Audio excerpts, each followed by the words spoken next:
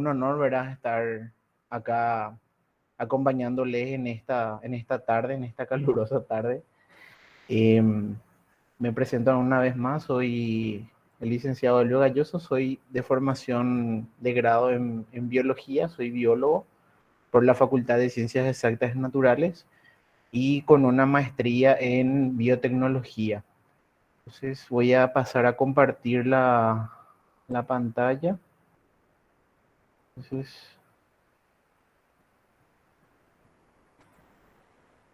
¿me puedes confirmar, Mabel, cuando se vea la pantalla?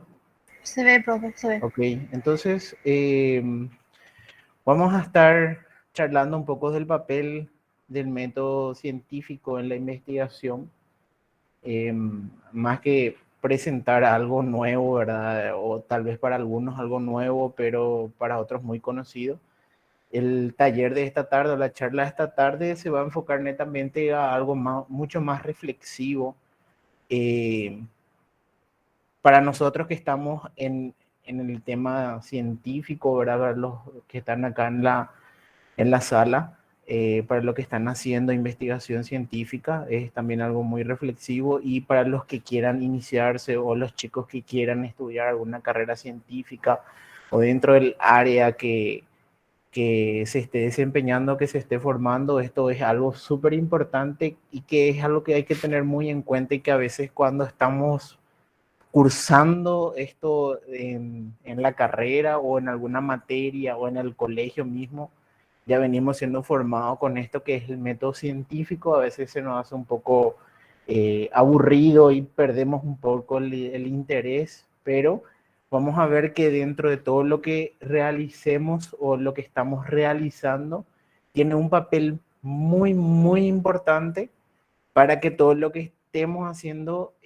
o estemos investigando o estudiando desde un punto de vista científico sea correcto.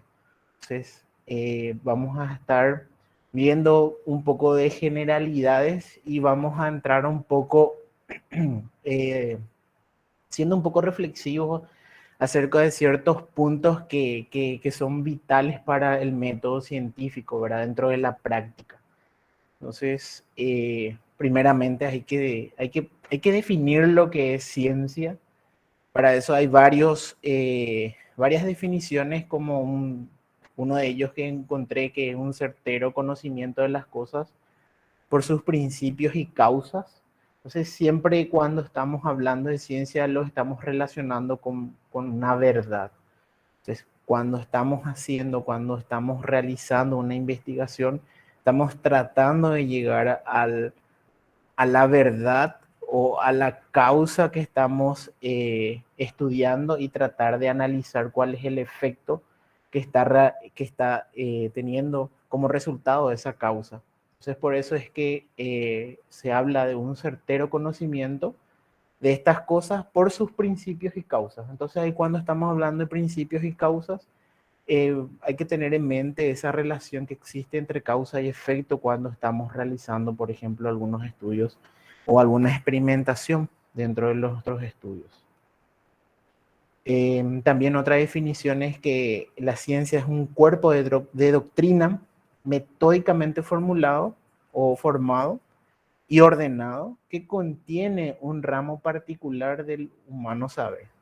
Entiéndase que la ciencia en sí, aparte de ser un conjunto de todos los conocimientos que se van acumulando, todos los conocimientos que en ciencia estamos desarrollando o se está desarrollando y se está comunicando, es acumulativo, ¿sí?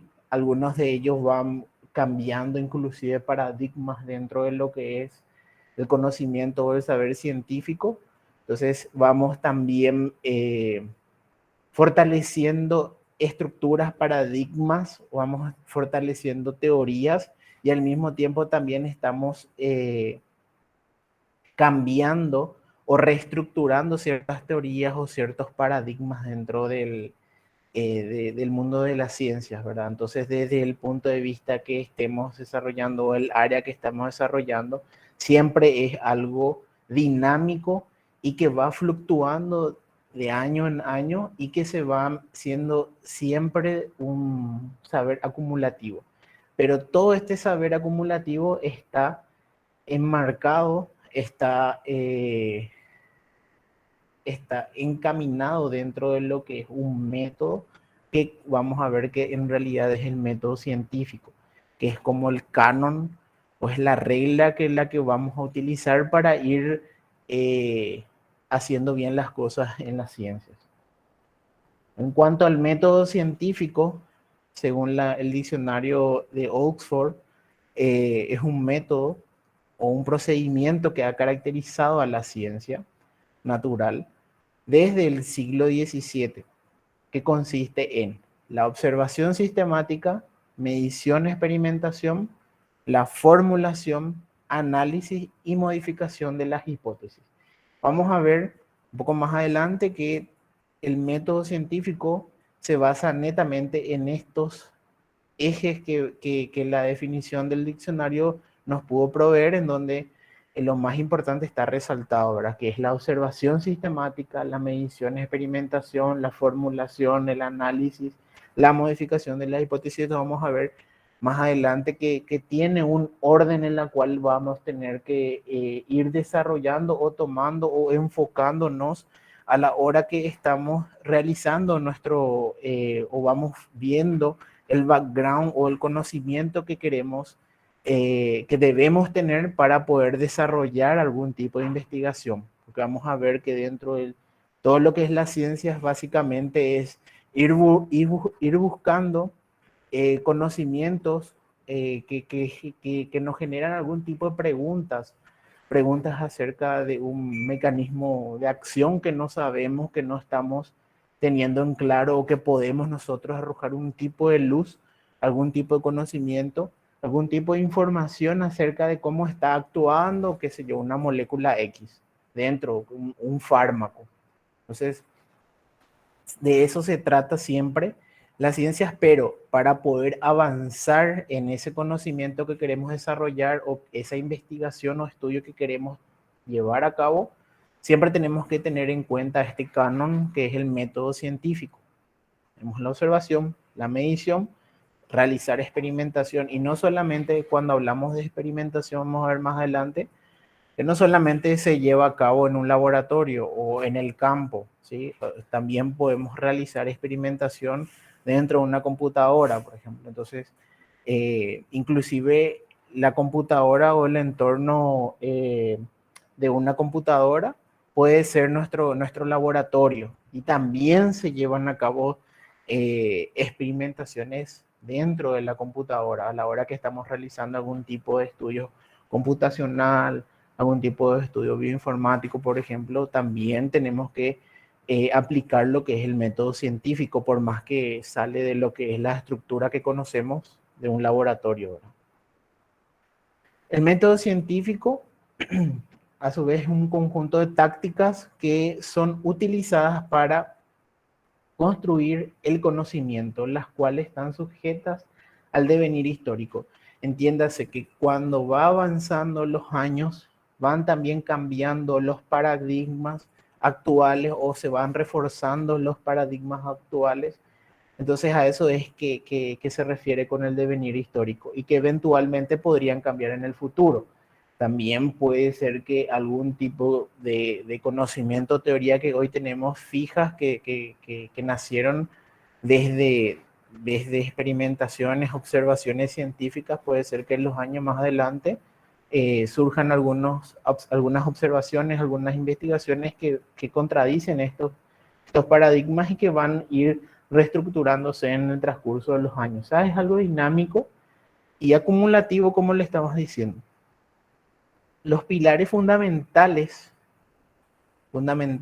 del método científico que hay que tener en cuenta, y es que se tiene que cumplir a la hora que estemos escribiendo nuestros artículos, a la hora que estemos escribiendo nuestros trabajos de investigación, sea experimental o teórico, es que nuestros estudios, cuando se basan dentro de lo que es el método científico, tiene que ser reproducible. Uno de los pilares fundamentales es la reproducibilidad, la cual es la capacidad de repetir un determinado experimento en cualquier lugar y por cualquier persona. Entiéndase que cuando estemos comunicando nuestro, nuestro procedimiento y los resultados que obtenemos, por ejemplo, en una investigación, tiene que ser reproducible. Es decir, yo estoy comunicando mis resultados aquí en Paraguay al mundo a través de una revista, a través, qué sé yo, un congreso. Una persona interesada que esté haciendo lo mismo que yo y que quiere probar si realmente es así o si el sistema está funcionando igual a lo que yo obtuve.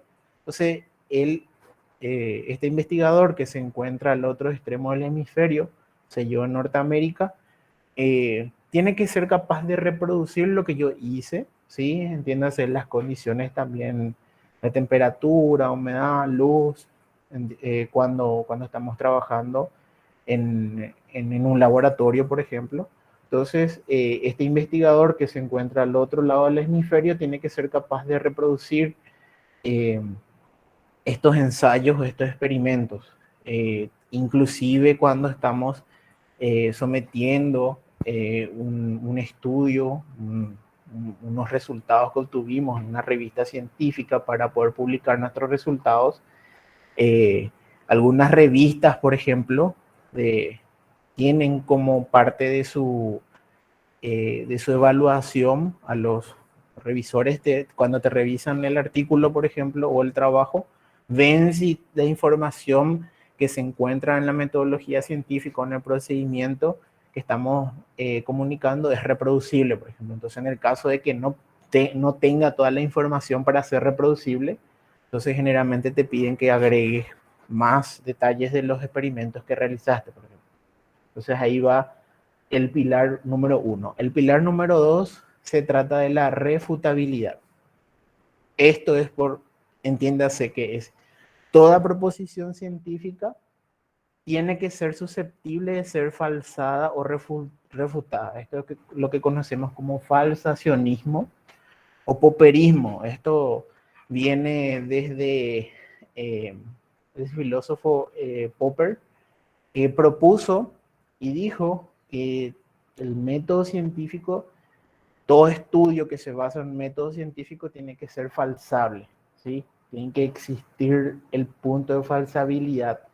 Es decir, que no puede ser eh, autoritario, no puede ser concluso, cerrado, por ejemplo, en donde no da lugar a que se pueda ser falsable. Entonces, inclusive cuando se esté redactando documentos de valor científico o documentos que tienen un valor científico, se tiene que tener en cuenta también que nuestro estudio también tiene que ser refutable, tiene que existir este pilar de refutabilidad en el escrito que estamos realizando. Esto refiere a diseñar experimentos que en el caso de dar resultados distintos a los predichos, negarían la hipótesis puesta a prueba. Entonces, siempre nuestros estudios, nuestras investigaciones, tienen que presentar estos dos pilares. Tiene que ser reproducible y tiene que ser refutable. Estos pilares no fueron propuestos por una sola persona, ¿sí? Esto fue construido durante varios años, probablemente siglos, donde varios filósofos, que son filósofos conocidos hoy en día como filósofos de la ciencia, filósofos que fueron dedicándose a lo que es la parte del método científico, el análisis del método científico, propusieron, ¿verdad? Durante todos estos años varios puntos que hay que seguir, inclusive algunos de ellos fueron cambiando durante el transcurso de los años. Entonces, de forma reducida, de forma mucho más breve, ¿verdad? Es lo que le estoy comunicando. Entonces, quedó estos dos pilares importantes, la reproducibilidad y refutabilidad, el poperismo, ¿verdad? Dentro de lo que es el método científico, que tiene mucho de epistemología científica que no le voy a hablar ahora. Entonces aquí nuevamente vemos los dos pilares que están dentro del método científico, que es la refutabilidad, donde toda propuesta derivada de la revisión y análisis de datos obtenidos de modo experimental es susceptible de ser refutada en cualquier momento, sea en el presente o en el futuro. Y la reproducibilidad, que es la capacidad de repetir un experimento en cualquier lugar con los medios materiales adecuados y por cualquier persona con los conocimientos adecuados. En esto hay que tener un poco de cuidado también, porque la reproducibilidad tiene que ser con las condiciones exactas en las cuales fue reportado, por ejemplo, en el artículo. Qué sé yo, a veces hacemos un estudio en el laboratorio y se reporta la temperatura. Hay que tener en cuenta también, por ejemplo, eso a la hora de reproducir ese experimento. Por ejemplo, ¿en qué momento hacemos esta reproducibilidad o reproducimos un experimento? Cuando queremos, por ejemplo, utilizar la misma metodología. Entonces, como ya sabemos el resultado que fue obtenido en un estudio, podemos utilizar justamente estos resultados y los mismos individuos bajo las mismas condiciones y teóricamente nos tiene que dar los mismos resultados. Entonces, nos sirve bastante para poder adecuar metodologías o estandarizar métodos en un laboratorio o en un puesto o en un departamento de investigación en la cual queremos utilizar la misma metodología para poder obtener las informaciones que fueron reportadas, ¿verdad? Entonces, en ese punto, en ese momento, es importante que nuestros estudios sean reproducibles. ¿Cómo debe ser el método científico? Un método no dogmático, ya que se basa en leyes deducidas por el hombre y no en principios supuestamente revelados. Entiéndase que el método científico no puede estar basado en suposiciones, ¿sí? Tiene que estar basado en lo que son las observaciones y las mediciones que se realizaron y fueron reportadas. Otra cosa, entiéndase que esto en otros estudios, por ejemplo, cuando estamos realizando alguna investigación, no podemos ir más allá de lo que realmente estamos observando, por ejemplo. Solamente podemos ir describiendo y teniendo en conclusión en mente, comunicar solamente lo que fuimos obteniendo en nuestro estudio o en nuestra observación, nuestra experimentación. O sea, no podemos ir más allá. Por ejemplo, qué sé yo, vemos que una molécula interactúa con una proteína, ¿sí? Pero solamente vemos eso, por ejemplo, y no sabemos si realmente inhibe la acción, si no fuimos realizando el ensayo que nos dice eso. Entonces no podemos suponer que porque interactúa con la proteína esa molécula ya es un inhibidor, por ejemplo. Entonces son cosas que hay que tener en cuenta con pinzas, ¿verdad? A la hora que estemos realizando nuestras investigaciones o a futuro vamos a realizar nuestras investigaciones, es solamente comunicar lo que obtuvimos, ¿sí? Lo que fuimos observando. No ir más allá porque ya son suposiciones y en eso no hay que caer porque no es parte del método científico.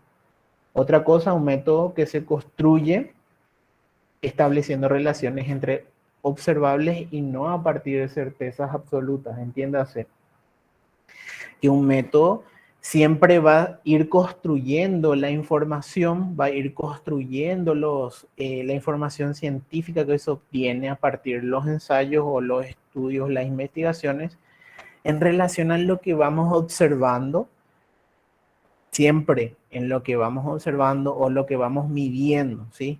Entiéndase que nuestros estudios, por ejemplo, puede ser también un estudio descriptivo, ¿sí? No necesariamente tiene que ser algo que estamos realizando en el laboratorio, como ya le estaba diciendo, o que se tenga que medir. Siempre es mejor buscar medir, ¿verdad? O estar obteniendo números, cuantificaciones de algo cualitativo, por ejemplo, porque a partir de eso podemos hacer algunos análisis estadísticos, análisis matemáticos que nos van a ayudar a poder describir mejor lo que estamos estudiando, ¿verdad? Pero no siempre es en un laboratorio, no siempre es en el campo, por ejemplo, aquellas personas que están realizando investigaciones agronómicas, por ejemplo, no necesariamente también es a campo. También hay situaciones o estudios descriptivos, por ejemplo, señor, estudiar la diversidad faunística en un punto, que es algo súper descriptivos, observacional, por ejemplo, observar la presencia o describir la presencia de ciertas especies de plantas, ¿sí? En un punto también es algo súper descriptivo, no necesitamos estar en el laboratorio para poder hacer este tipo de estudios, pero siempre también tienen que estar en común la aplicación de estos métodos científicos, estas observaciones, las cuales nos van a ayudar a llevar o a concluir o a obtener una información, ¿sí? A aportar el granito de arena en el amplio conocimiento científico actual de esta información o registro científico que vamos obteniendo en nuestras investigaciones. Siempre tiene que estar basada en observaciones. Eso es algo que hay que tener muy en cuenta. Otro, cómo debe ser el método científico, otro punto es el método científico, un método con el que se puedan obtener leyes que constituyen la única manera de adivinar el futuro o conocer el pasado. Estas palabras, tratando de llevar un poco más palabras simples, ¿verdad? De qué es lo que es el método científico. Siempre cuando realizamos nuestros estudios, estamos tratando de obtener ciertos parámetros que nos pueden ayudar a deducir condiciones futuras, por ejemplo, que sé yo, podemos ver o relacionar dos variables dentro de nuestros estudios. Esto nos va a ayudar a predecir cuál es la respuesta o si existe alguna asociación entre dos variables, por ejemplo. Esto nos va a ayudar a obtener una ecuación matemática que nos va a ayudar a predecir cómo responde la otra variable. Entonces, esto es algo muy común en muchos estudios en los cuales se utilizan herramientas matemáticas, por ejemplo. Por eso es que dice adivinar el futuro, conocer el pasado. Entonces podemos hacer esas regresiones justamente. Entonces, también se puede obtener. Y no es justamente basado en una observación lo que vamos obteniendo en estos estudios, no haciendo algún tipo de suposición o algún tipo de información que no está basado dentro de lo que es la observación y la medición. ¿Y cómo no debe ser el método científico entonces? El método científico no puede ser o no debe ser aquella que establece leyes inalterables. Acuérdense que debe ser falsable, ¿sí? Debe haber refutabilidad. Entonces esto de obtener leyes inalterables va en contra, ¿verdad?, de lo que es el método científico. El método no debe ser un método que establece leyes basadas en observaciones indemostrables, ¿sí? Aquellas observaciones en las cuales no pueden ser reproducibles, en las cuales no podemos volver a repetir o es muy difícil de repetir. Entonces siempre hay que tratar de buscar procedimientos que nos ayuden a obtener justamente esta reproducibilidad dentro de nuestros análisis y nuestros estudios. Y deben ser siempre observaciones demostrables, y aquellos que son percibidos justamente por nuestros sentidos o por ayuda también de equipos, ¿verdad? Cuando estamos trabajando con objetos o estamos trabajando con situaciones que escapan a lo que es el nivel macro, ¿sí? Cuando estamos trabajando con bacterias, por ejemplo, cuando estamos trabajando con microorganismos, inclusive vamos a un nivel mucho más bajo, ¿verdad? Que sería el nivel atómico. Estamos trabajando con moléculas, estamos trabajando eh, con compuestos. Entonces ahí los instrumentos o los equipos de laboratorio nos ayudan bastante a detectar estos cambios que estamos analizando o midiendo. Otro punto, el método científico no debe ser un método que establece leyes basadas en observaciones superfluas, analizadas sin un rigor científico, ¿sí? Entonces, no hay que tomar esto muy light, ¿sí? No hay que tomar de forma muy leve, fácil, así nomás ya, ¿sí? Como queremos generalmente realizar los trabajos a veces. Estas situaciones cuando estamos realizando un estudio científico hay que tomarlo con un rigor justamente, ¿sí? Y este rigor nos va a ayudar a obtener resultados fiables, resultados demostrables, resultados que nos ayudan a dar un aporte también al conocimiento científico, que es lo que estamos siempre realizando cuando estamos realizando nuestras investigaciones. O a veces existe justamente ciertas condiciones, ciertos eventos que no podemos o no se sabe cómo está ocurriendo, pero existe algo ya estudiado de eso, pero no muy a fondo. Entonces nosotros podemos entrar justamente ahí a dar nuestro aporte, a hacer nuestra investigación y obtener unos resultados y tratar esos resultados con un rigor que se debe, ¿verdad? Con un rigor científico que nos va a ayudar justamente a establecer conclusiones eh, refutables y reproducibles. Entonces, el método científico refiere a una serie de etapas que se deben de cumplir para obtener un conocimiento válido desde el punto de vista científico, ¿sí? Utilizando para estos instrumentos fiables y aceptados por la comunidad científica.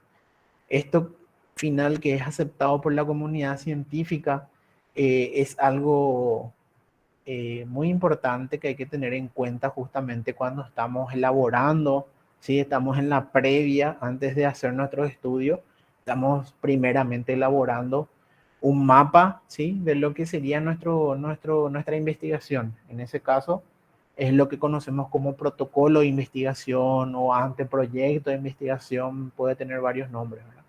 Entonces, cuando estamos realizando justamente este anteproyecto, hay que tener en cuenta que estos instrumentos, estos métodos, estos procedimientos que estamos nosotros proponiendo, que estamos queriendo utilizar para llevar a cabo nuestra investigación y demostrar o refutar una observación, tiene que ser justamente aceptado por la comunidad científica. Hay veces que justamente las metodologías son nuevas, por ejemplo, o el modelo es nuevo, el modelo de estudio es nuevo, entonces hay que realizar estudios para poder eh, darle justamente este peso y presentar a la comunidad científica como una metodología que se puede utilizar, que se puede emplear, ¿sí? En forma de validar justamente este método, este procedimiento.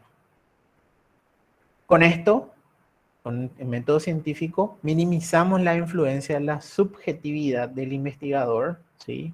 En las conclusiones que toman su trabajo y o investigación. Es importante que detenernos en esto también porque justamente hay mucho, cuando realizamos la lectura, varios artículos, varios escritos, varios manuscritos, tesis, libros. Los libros no se ve mucho, ¿verdad? Pero en varios trabajos comunicados en revistas científicas se pueda en algún momento dar justamente en el punto en que se vuelve un poco subjetivo. Eso se tiene que minimizar al punto en que no pueda observarse o notarse o detectarse esta subjetividad. Y para que esto justamente no ocurra, es que se tiene que emplear el método científico para poder eliminar o menguar lo más que se pueda la influencia de la subjetividad del investigador en el estudio. Es decir, tratar de no conducir justamente el análisis a algo, ¿verdad? Sino que describir netamente lo que ocurre, describir netamente lo que observamos, lo que medimos y comunicar esto, ¿sí? Sin eh, ninguna subjetividad, justamente.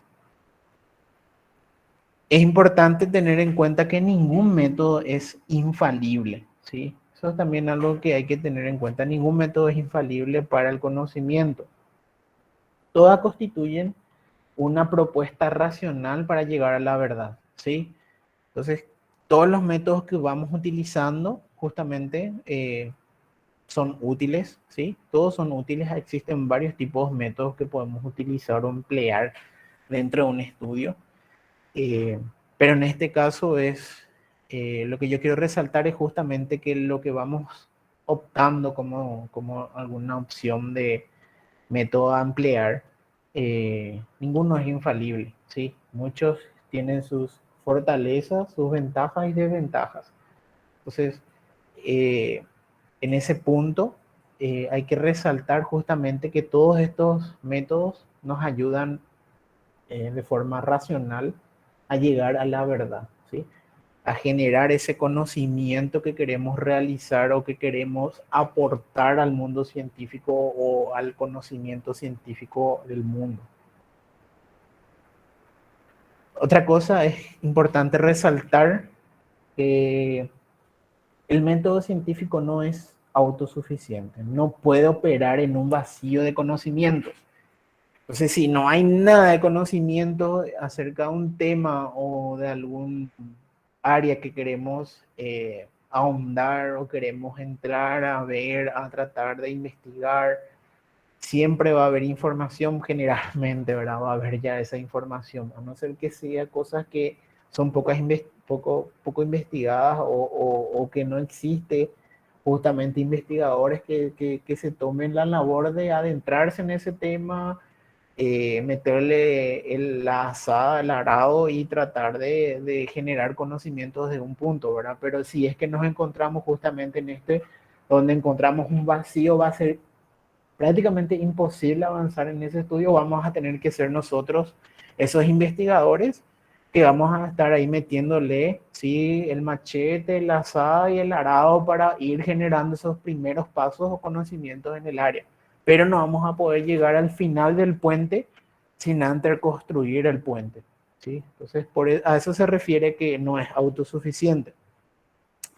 Requiere conocimientos previos que puedan ser complementados, ¿sí? Siempre hablamos de aportar, de ir dando un ladrillo dentro de lo que es la construcción del muro de las ciencias, ¿verdad? Entonces, mediante métodos especiales adaptados a las peculiaridades de cada tema que se desea investigar, ¿sí? Siempre teniendo en cuenta la refutabilidad, la reproducibilidad de nuestros estudios, ¿sí? También evitando a lo mínimo la subjetividad dentro de nuestros estudios, nuestros escritos, lo que vamos generando como producto de nuestra investigación, y teniendo en cuenta siempre los procedimientos o métodos que sean aceptados por la comunidad científica. Otra cosa que es importante destacar es que sigue una direccionalidad, ya que siempre está encaminada a un objetivo. No es que es algo, el método no es algo acéfalo, ¿sí? Siempre va a ser una flecha que está apuntando a un camino y ese camino es llegar a la meta, que son los objetivos que nos propusimos. Siempre hay que tener en cuenta eso. No podemos comenzar desde el punto cero y avanzar y no vamos por las ramas, no vamos a otro camino, si nunca llegamos a destino. Entonces, a modo de evitar justamente esto, es que generalmente cuando estamos hablando de metodología científica, estamos hablando de especificidad. Sí, limitar los estudios, limitar, hacerlo más puntual, no hacerlo general. ¿Por qué? Porque justamente va a pasar esto, que va a ser multidireccional, se va a perder el investigador en el punto. Antes de investigar una sola cosa, vamos a terminar tomando varios caminos y no llegar a ningún lado. Entonces, eso es algo que también quería reflexionar con todos ustedes, ¿verdad? Que hay que tener en cuenta. El método científico es el medio o la herramienta por la cual tratamos de dar respuestas a las interrogantes acerca del orden de la naturaleza o acerca de un evento, acerca de una situación, de un suceso, en donde se tienen en cuenta ciertos pasos que podemos resaltar de forma breve en algunos pasos que son el observar, primeramente realizar una observación, plantear a partir de esta observación una pregunta, ¿sí? A eso es lo que conocemos como una inducción de lo que vamos observando, vamos conociendo. asentar, fijar esas informaciones y a partir de esto ver cuáles son los puntos que queremos enfocarnos. Y a partir de eso vamos a plantearnos una pregunta, vamos a generar una hipótesis, que la hipótesis es aquello que nosotros suponemos que es que realmente ocurre, ¿sí? Y a partir de esto vamos a conducirnos en lo que es la experimentación, ¿sí? Vamos a conducirnos dentro de lo que es la experimentación o la observación, ¿sí? Acuérdense que no siempre los estudios son experimentales, sino que también son observacionales, descriptivos. Y a partir de esto vamos a generar unos resultados, vamos a obtener unos resultados que vamos a analizar justamente mediante herramientas que vamos a ver dentro de un momento. Y a partir de eso generar una conclusión y finalmente reportar estos resultados. Esto se convierte en un ciclo porque estos resultados que nosotros obtenemos y que comunicamos al mundo, ¿sí? A la comunidad científica, a la sociedad mediante la CTS, por ejemplo, eh, llegar a, a la población general, de tratar de comunicar los resultados que obtenemos en el laboratorio y nuevamente comienza ahí otro investigador, se le prende el foco, quiere investigar sobre el tema, lee los artículos ya disponibles más lo que nosotros generamos y comienza de nuevo este ciclo. Esto es lo que se conoce como de forma mucho más breve lo que es el método científico, ¿verdad? Vamos al primer punto, que es son las observaciones, ¿sí? Acá le voy a presentar algunas herramientas que pueden utilizar, que es para la búsqueda de literatura, ¿verdad? Justamente hay que tener en cuenta que los artículos publicados que vamos a consultar en la bibliografía, en la literatura científica, ¿sí? Debe ser acerca del tema de interés, ¿sí? No podemos empezar ahondando en cualquier otra cosa y después, sí, tiene que ser algo bien ordenado, bien focal, bien puntual, para poder avanzar de forma rápida, para no perdernos en los detalles, sino que avanzar en la médula, en el caracol. Se recomienda que los artículos sean recientes, me falta una S acá, artículos recientes y de años recientes, y se recomienda generalmente unos 5 a 8 años generalmente atrás, ¿sí? Evitar artículos ya que fueron de años o décadas anteriores, ¿sí? Generalmente se trata de evitar esto, a no ser que sean artículos clásicos, ¿sí? Los artículos clásicos son aquellos que proponen metodologías y que la metodología hasta hoy en día no sufrió ninguna modificación porque funciona súper bien. Eso ocurre mucho en lo que es citología, por ejemplo, métodos de tinción, métodos de coloración que queremos nosotros mencionar cómo realizamos y utilizamos un método que fue descrito en el, qué sé yo, en el 88, en el 86, a veces mucho antes, en los 60. Son artículos clásicos que no podemos dejar de citar, por ejemplo. O la descripción de alguna especie vegetal, o la descripción de la primera descripción de algún tipo de planta o animal de nuestro país, por ejemplo, que no podemos dejar de citar y fue justamente descrita, qué sé yo, en la década de los 50. ¿Sí? Entonces son artículos súper clásicos que no podemos dejar de citar o tener en cuenta. Pero todo lo que fue abarcando los conocimientos que se generaron, sí es necesario que los artículos o la información que estamos consultando sea reciente. Y cuando tengamos todo este background o los artículos ya descargados o que ya tenemos a mano, realizar una lectura crítica de los artículos, ¿sí? Realizar una lectura detenida, ir apuntando lo que justamente es la información que a nosotros nos interesa. Para empezar, por ejemplo, los reviews, que son las revisiones de un tema, nos ayudan bastante porque está con la información recién salida del horno, más si son informaciones, artículos recientes, ¿sí? Si es que se yo publicado en el año 2020 o 2019 de un tema y es una revisión, ¿sí? Eso trae toda la información desde lo que se conoce prácticamente hasta lo que se sabe hoy día. Entonces, son artículos cargados de bastante información y que son súper útiles a la hora de ir realizando justamente nuestro anteproyecto de investigación, ¿sí? Algunas herramientas es lo que ya conocemos como Google Académico o Scholar, Google Scholar. DOAC es una base de datos que tiene una cantidad grande de revistas en las que se encuentran justamente los artículos, algunos disponibilizados de manera gratuita, otras, sin embargo, son de paga, ¿verdad?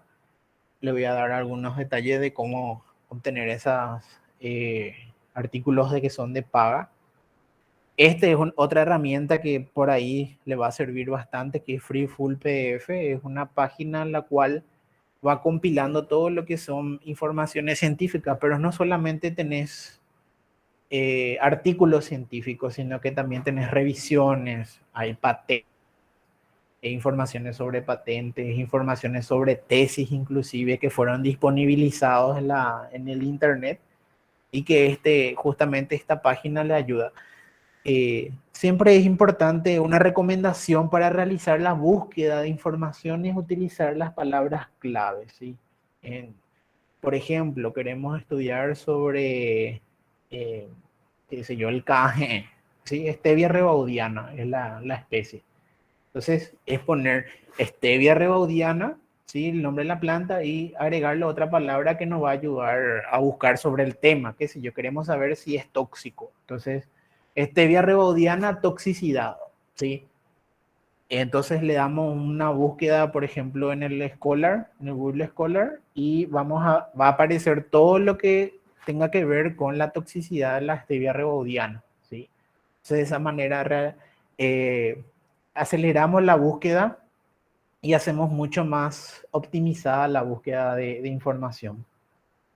Cielo también es un index donde encontramos revistas de la región, generalmente latinoamericana, ¿sí? Encontramos una vasta cantidad de revistas de la región que están disponibilizados los artículos de forma gratuita. Entonces podemos entrar, poner ahí también nuestras palabras claves, le damos a buscar y nos va a salir todo lo que haya de información, exista de esa información en la región.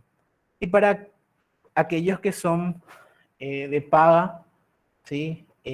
Generalmente hay muchos índices donde bases de datos, donde las revistas están indexadas, aparecen, pero los artículos se pagan, ¿sí? Se pagan para poder leer o descargar. En ese caso, para los que son de Paraguay, ¿verdad? Tenemos al portal SICO que es ofrecido por el CONACYT, que pueden inscribirse al portal, van a tener su usuario, ¿sí? Y en ese caso, todas aquellas revistas eh, que son abarcadas por el portal SICO, lo que hace el CONACYT justamente es comprar eh, ese artículo y proveer, ¿verdad? Al investigador. Existen otros que es, por ejemplo, el ResearchGate, que es una comunidad virtual en las cuales se encuentran mayor cantidad de investigadores y la mayoría de ellos postean o alzan sus artículos, por ejemplo. Entonces podemos también obtener de ahí.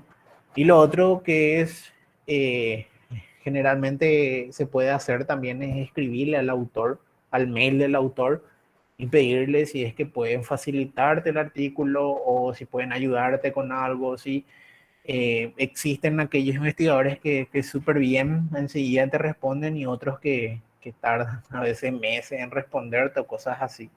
Generalmente es porque muchos de los mensajes que se envían van a una bandeja de spam, ¿verdad?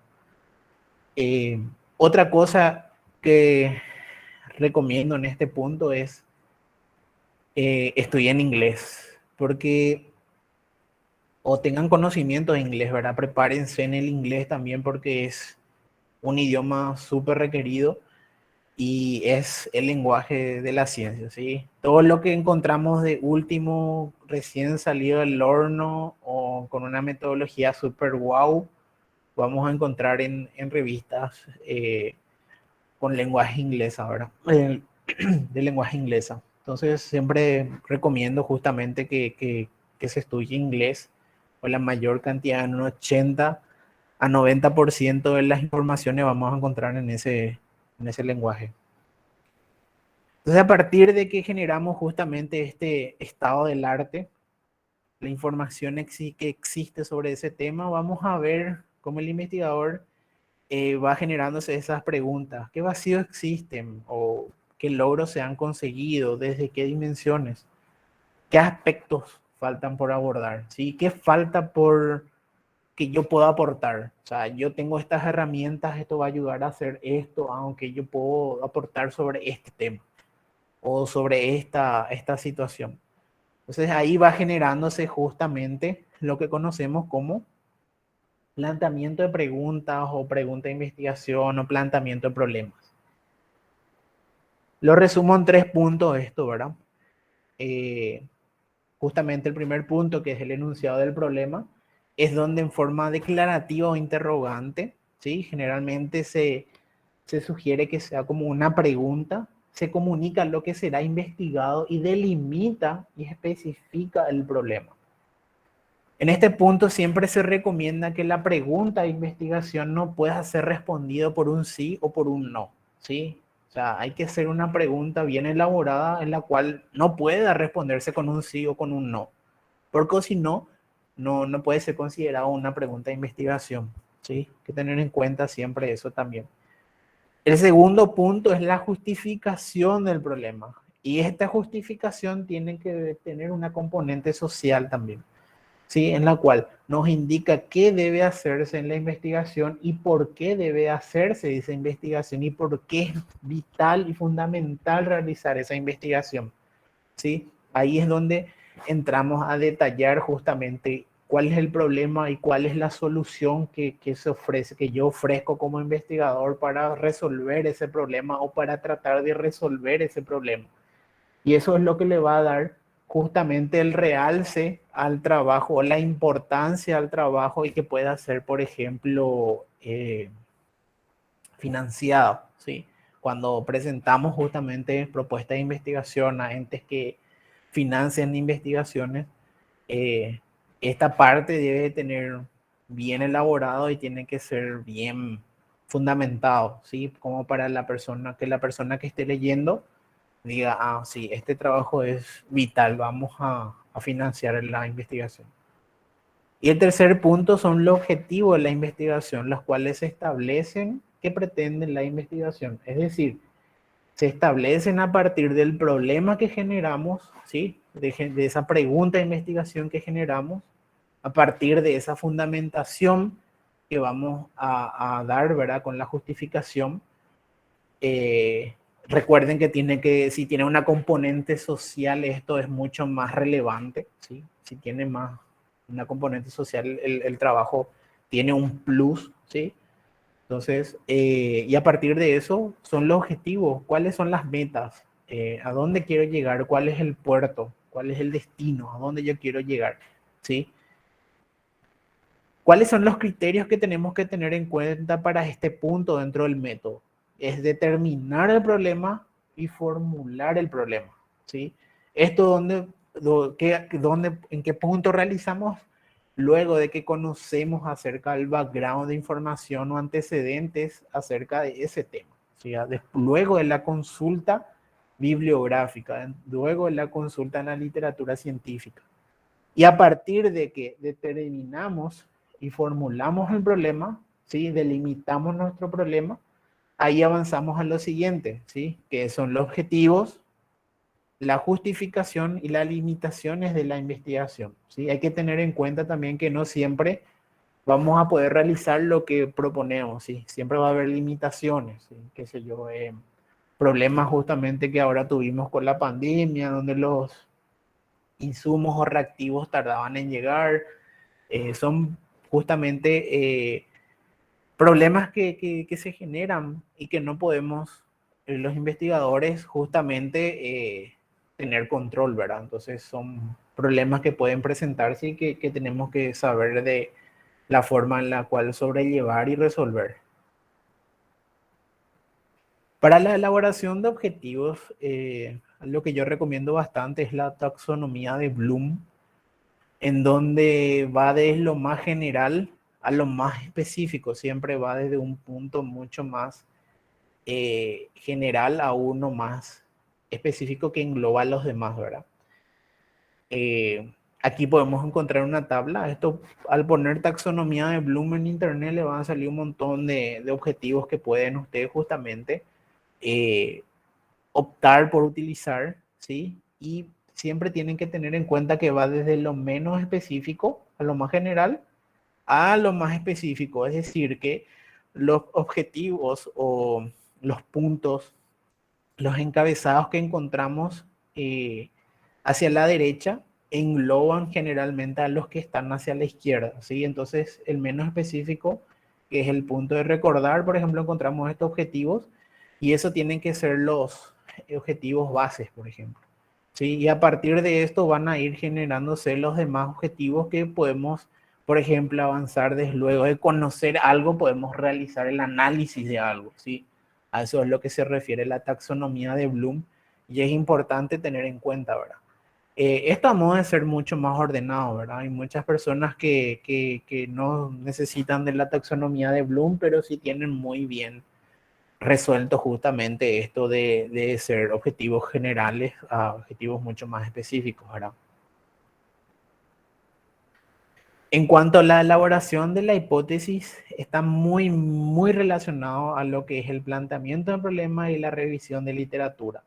Porque a partir de estos puntos vamos a ir proponiendo justamente varias hipótesis, inclusive puede ser múltiples hipótesis en las cuales vamos proponiendo, pero se recomienda que sea solamente una la que se utilice. Entonces, a partir de esto, vamos a obtener varias hipótesis, vamos a seleccionar la hipótesis que va acorde a lo que se conoce, a la información actual y al problema que queremos plantear. Y a partir de eso vamos a ir definiendo las variables que vamos a emplear para poder realizar o tener algún tipo de resultados en nuestra investigación. Esto es lo que vamos a realizar posteriormente, la evaluación, que sería la experimentación, ¿sí? Y nuevamente esto va a generar información y va a ser este ciclo, ¿sí?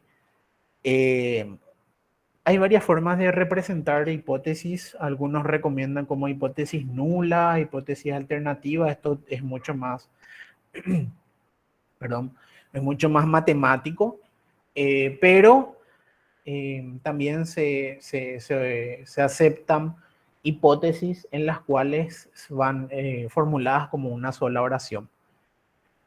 Eh, Cuando estamos leyendo un artículo científico, no hay un apartado, no hay un encabezado, no hay ningún título o ítem principal que nos dice hipótesis, ¿sí?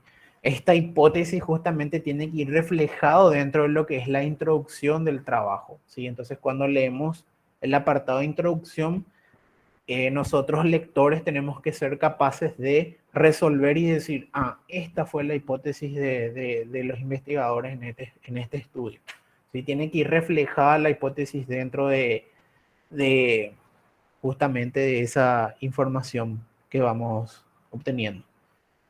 Y nuevamente, ¿sí? La hipótesis que tenemos, vamos luego a realizar las observaciones y comparaciones.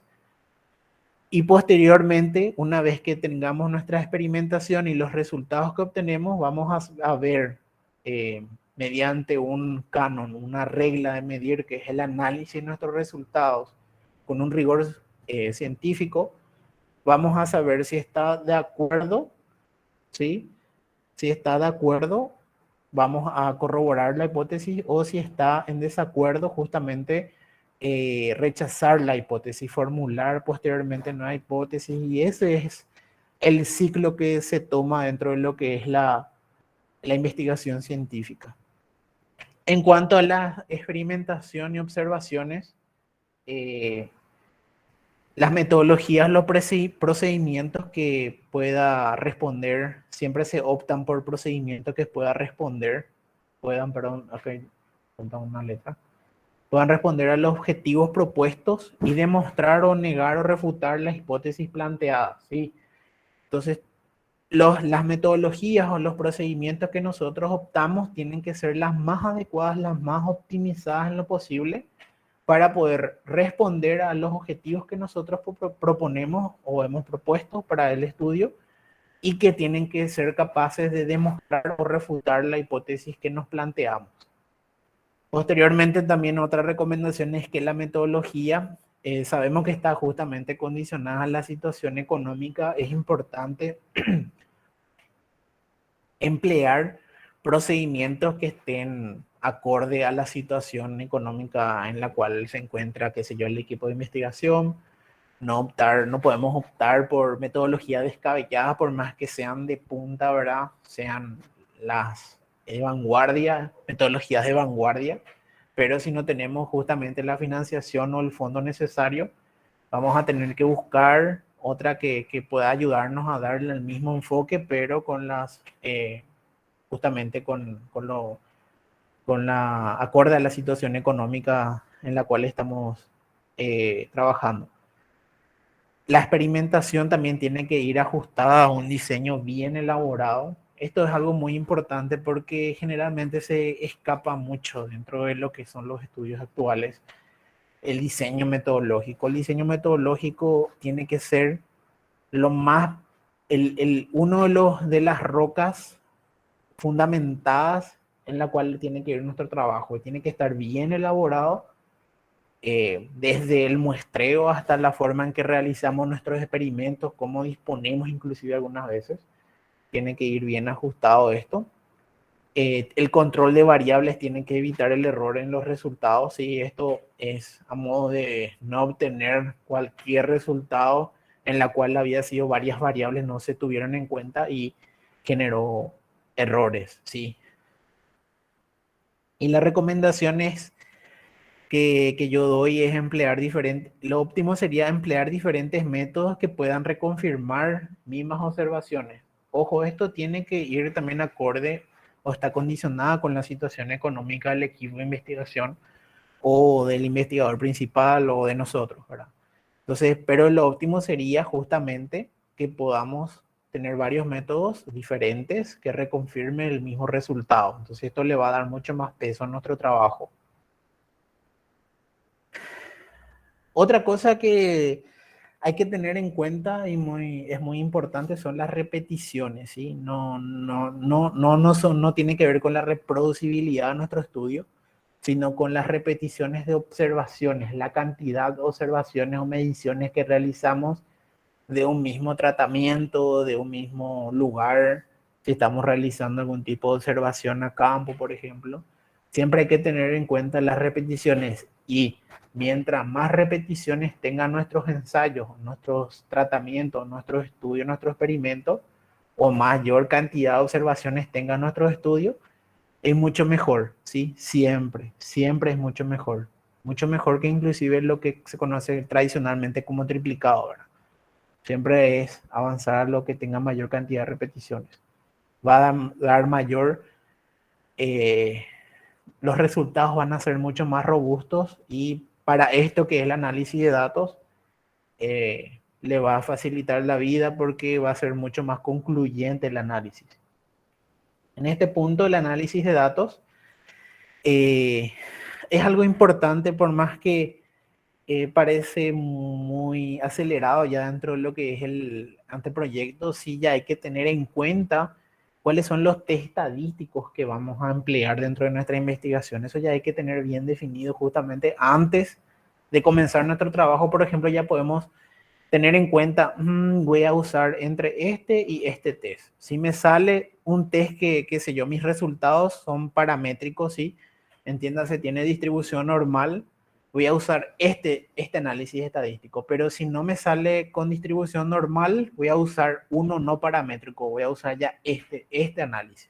Entonces, esto va a ayudar justamente al investigador a poder avanzar mucho más rápido con el análisis de datos, pero para esto justamente el investigador tiene que tener cierto conocimiento, tiene que tener dentro del equipo de investigación una persona encargada a realizar el análisis de datos, ¿sí?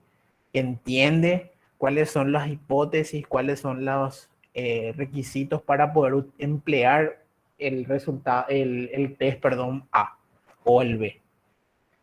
Y hay que ser criteriosos y objetivos a la hora de interpretar los resultados obtenidos en los análisis estadísticos empleados. Hay que saber describir los resultados. Eh, algunos trabajos en los cuales fui leyendo son,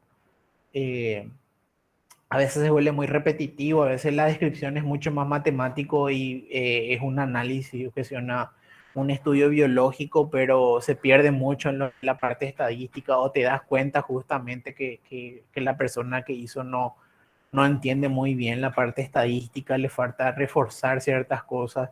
Entonces siempre es recomendable que nuestro equipo de investigación o el investigador principal o el co-investigador dentro del equipo justamente maneje lo que es la estadística, ¿verdad? Para el análisis de datos. Y aquí hay algunos software o programas que son de libre acceso, excepto estadística, que es de paga, y SPSS también, que se paga por la licencia. Y el resto son libre y Infostat te ofrece una versión estudiantil que es mucho más liberada para poder utilizar los gráficos y cosas así.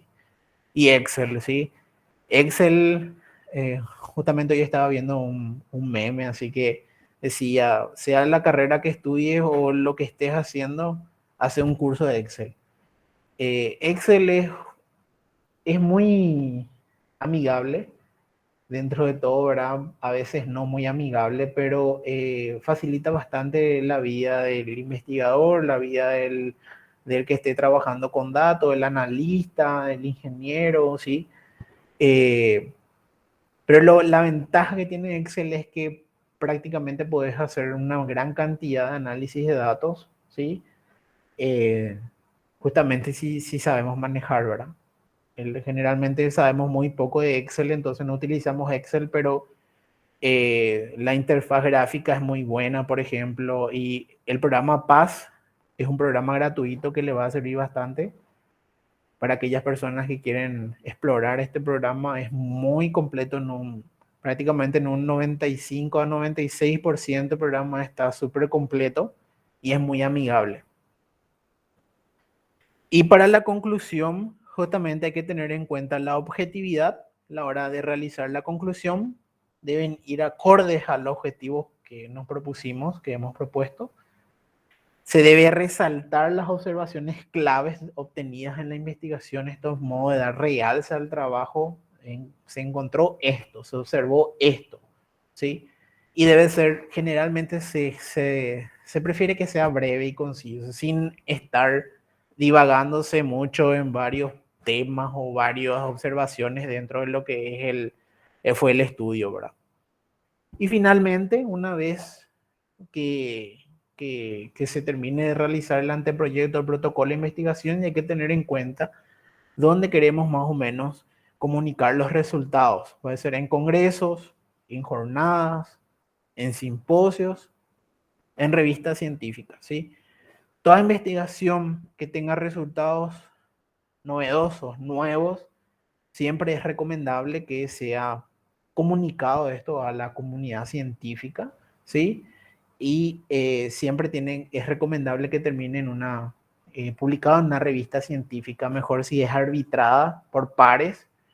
¿Qué significa revista arbitrada? Es aquella revista en la cual enviamos nuestro manuscrito y existen expertos en ese tema que van a leer el artículo y va a corregir el artículo o va a sugerir cambios o va a aceptar o va a rechazar el artículo, ¿sí? Entonces, siempre es mejor pasar por esos filtros antes que no tener ese filtro, ¿verdad? Esto va a ayudar bastante al crecimiento de la persona que quiere dedicarse a investigar y cosas así, ¿sí? Siempre es bueno pasar por esa lija, ¿verdad?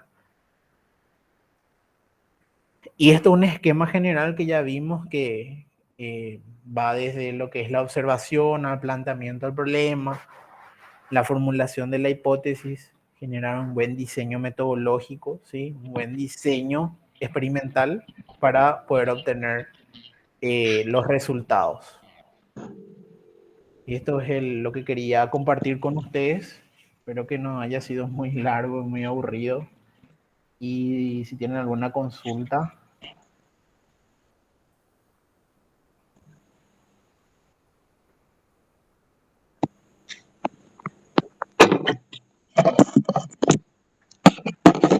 No sé si tienen alguna consulta. Buenas tardes a todos. Pueden abrir su micrófono y preguntar también sin problema.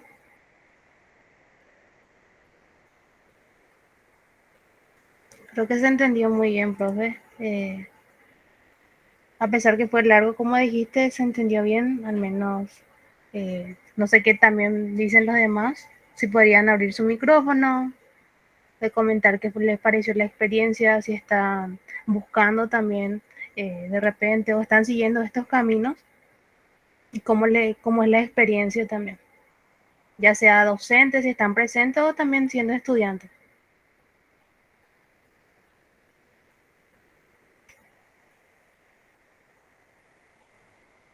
Yo quiero agradecer justamente que hayan participado, ¿verdad? Y que hayan quedado hasta el final. Al final se me hizo un poco largo, ¿verdad? Pero es algo que quería reflexionar con ustedes.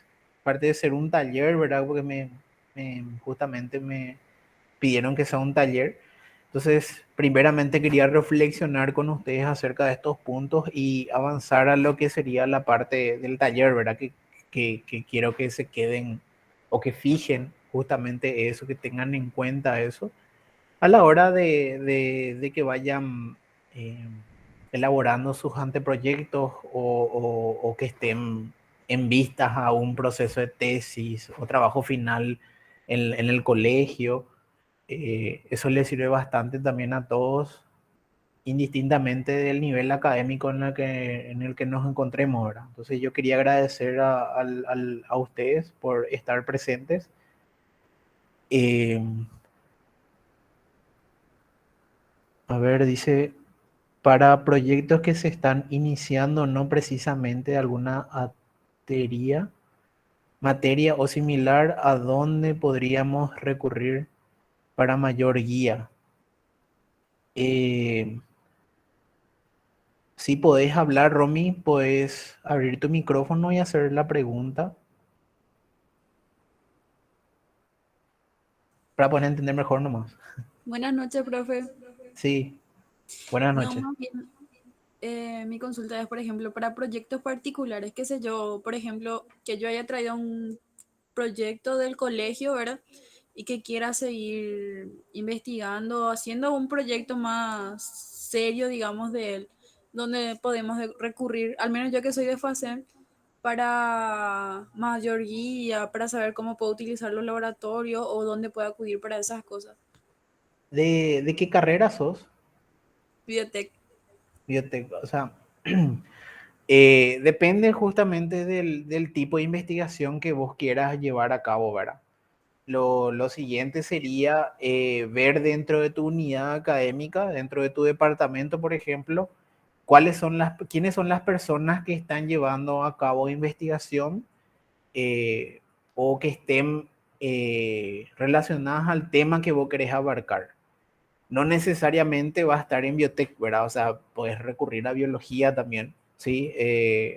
En el laboratorio, nosotros somos el departamento de biología, yo pertenezco al departamento de biología de la FACEM y hemos tenido también varios estudiantes de la carrera de biotecnología que justamente acudieron al laboratorio para poder llevar a cabo sus investigaciones. O sea, es investigar nomás ahí dentro de tu unidad, si es que hay gente que está relacionada al tema o que está haciendo cosas relacionadas al tema, recurrir a ellos y hablar con ellos. ¿Sí? Si no hay dentro de tu unidad, ver en otras unidades, por ejemplo, en otros departamentos de la facultad y de la FACEM. Y los profes que estén en los laboratorios siempre van a estar abiertos a recibir justamente a los estudiantes que quieran iniciarse en lo que es investigación. No sé si respondí tu pregunta. Sí, profe, muchas gracias. De nada. No sé si hay alguna otra pregunta.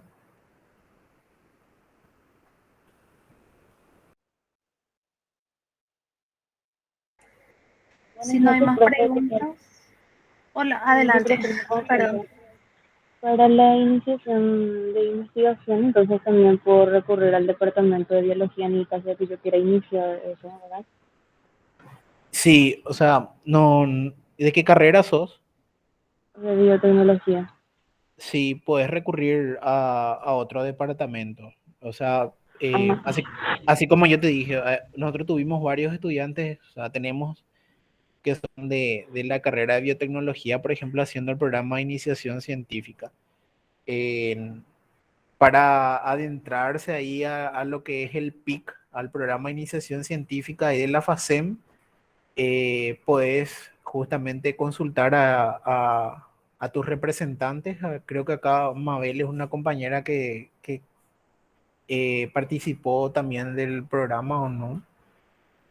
Sí participó y puede guiarte en los beneficios que tiene, por ejemplo, el programa de iniciación científica, aparte de darte la experticia o por lo menos darte los primeros pasos dentro de lo que es la investigación científica para que vos puedas continuar luego. También existen algunos beneficios académicos, ¿verdad? Entonces, eso puedes ir averiguando también, pero puedes recurrir también al departamento de biología y inscribirte para ser tutorando de algún profe ahí del departamento de biología. No, no hay problema con eso. Bien, justo a eso quería llegar. Muchísimas gracias. Dale, nada. Buenas noches, profe Elvio. Muchas felicidades. Me encantó muchísimo el curso, el webinar. Estuvo excelente. Muchas gracias. Gracias, Javi. Gracias por participar. Gracias por el comentario también.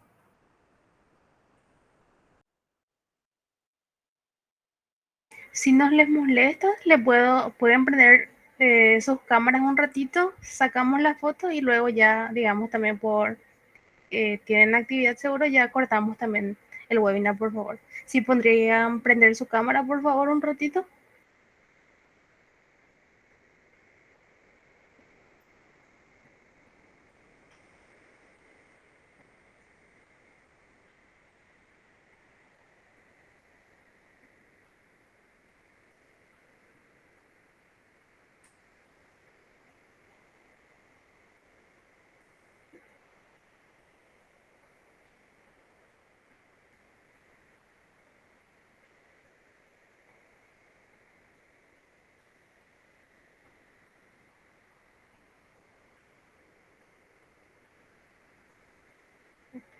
Bueno, voy a sacar una fotito.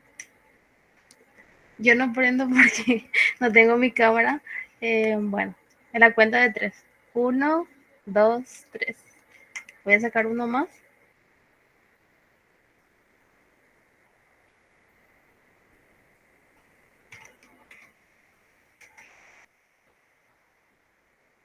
Listo.